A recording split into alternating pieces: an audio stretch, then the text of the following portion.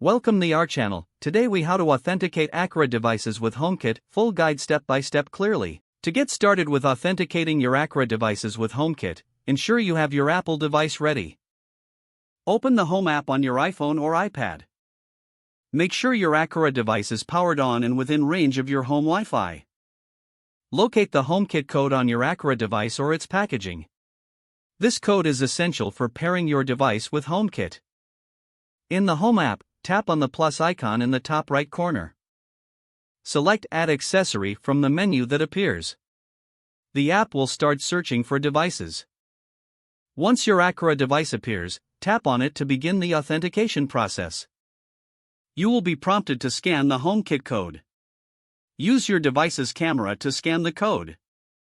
If you can't scan the code, you might have the option to enter it manually. After entering the code, wait for the Home app to authenticate the device. Once the authentication is complete, you can assign the device to a room. This helps with organization and easy access later. Give your Aqara device a custom name if desired. Tap Done to finish the setup process. You should now see your Aqara device listed in the Home app. Verify that the device responds by testing its functions. If the device does not respond, ensure it is powered and connected to the same Wi-Fi network. You can now control your Aqara device using Siri or the Home app.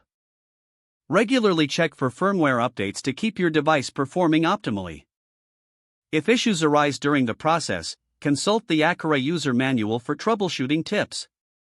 If the page does not load, refresh the browser or try again in a private or incognito window.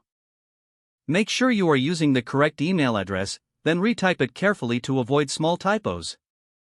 If your password is not accepted, use the reset option and create a new strong password you can remember. Check your spam folder for verification or security emails, then complete any requested confirmation steps. Enable two-factor authentication if available to improve account security and reduce unauthorized access risk. Don't forget to like this video and subscribe to our channel for more step-by-step tech guides.